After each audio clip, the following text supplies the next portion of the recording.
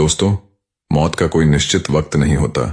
वो किसी भी समय किसी को भी कहीं भी आ सकती है और उसे रोकना किसी के बस की बात नहीं है।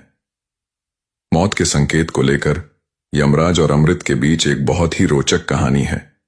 अमृत नाम का एक आदमी मौत से बहुत डरता था, क्योंकि उसने अपने परिवार की मौत अपनी आंखों से देखी थी। मौत से बचने के लिए उसने बहुत समय तक मृत्यु के देवता यमराज की तपस्या की। यमराज प्रसन्न हुए और अमृत को दर्शन दिए।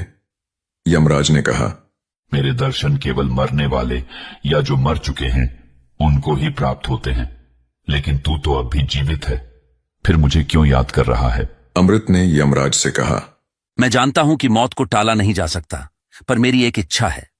मैं चाहता हूं कम से कम मौत से पहले आप मुझे एक पत्र भेज दें, ताकि मैं अपने परिवार के लिए उचित व्यवस्था कर लूं और अपनी अगली यात्रा के लिए तैयार हो जाऊं। यमराज ने कहा, जरूर, तुम्हें मृत्यु से पहले मैं संदेश भेज दूंगा। और तथास्तु बोलकर अंतर्ध्यान हो गए। अमृत अब बेखबर हो गया और मौज मस्ती में समय व्यतीत करने लगा। कई साल बीत गए। अमृत के सिर के बाल धीरे धीरे सफेद होने लगे, लेकिन वह जीवन जीने में व्यस्त था। वह खुश था कि अब तक उसको यमराज का कोई पत्र नहीं आया। कुछ लोगों ने उसे भगवान की भक्ति करने की सलाह दी, लेकिन उसने उनकी सलाहों को नजरअंदाज कर दिया, क्योंकि अभी तो उसका बहुत जीवन बाकी था। कुछ और साल बीते। उसकी आंखों की रोशनी कम हो गई। कुछ समय के बाद अमृत के दांत भी चले गए और अब वह बूढ़ा हो चला था। उसकी त्वचा झुर्रियों से भर गई थी। एक दिन उसे दिल का दौरा पड़ा और उसकी स्थिति बेहद गंभीर हो गई। लेकिन अमृत अब भी खुश था, क्योंकि उसे अब तक यमराज से कोई पत्र नहीं आया था। तभी एक दिन यमदूत उसे लेने के लिए आए और उससे कहा कि उसके जीवन का अंत समय आ गया है। उसने सोचा कि यमदूतों से कोई गलती हुई है और उसने विरोध किया, पर उसकी एक नहीं चली और उसके प्राण हर के उसे यमलोक ले जाया गया। अमृत ने यमराज से कहा, आपने अपने वचन से मुकरकर मेरा भरोसा तोड़ दिया है। आपने मृत्यु से पहले मुझे कोई पत्र नहीं भेजा। यह तो धोखा है।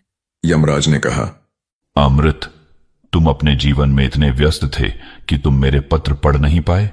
मैंने एक नहीं बल्कि 4 संदेश दिए थे, लेकिन तुमने सबको अनदेखा किया। अमृत बहुत हैरान था। 4 पत्र भेजे थे, लेकिन कोई भी पत्र मेरे पास नहीं पहुंचा है।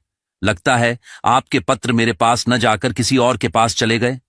अमृत, तुम क्या सोचते हो कि मैं कागज और कलम लेकर तुम्हें पत्र लिखूंगा? नहीं, मैंने तुम्हारे शरीर को कागज बनाकर शारीरिक परिवर्तनों को कलम के रूप में पत्र लिखकर तुम्हें संदेश भेजा था। कई साल पहले तुम्हारे बाल सफेद हो गए थे। वह मेरा पहला पत्र था। तुमने इस पर कोई ध्यान नहीं दिया। तुम्हारे दांत का गिरना मेरा दूसरा पत्र था। मेरा तीसरा पत्र तुम्हें तब मिला जब तुम्हारी दृष्टि कमजोर हुई। चौथा संदेश और आखिरी पत्र तुम्हें तब भेजा गया जब तुम्हें दिल का दौरा पड़ा और तुम्हारे अंगों ने काम करना बंद कर दिया। तुमने मेरे सभी पत्रों को नजरअंदाज किया। मैं इस कलयुग में सभी लोगों को ये 4 संकेत देता हूं, ताकि वे समझ जाएं और पृथ्वी पर अपने अधूरे काम समाप्त कर सके। समझदार लोग इसे समझ जाते हैं और तुम्हारे जैसे मूर्ख सांसारिक भोग विलास और मोह माया में उलझे रहते हैं।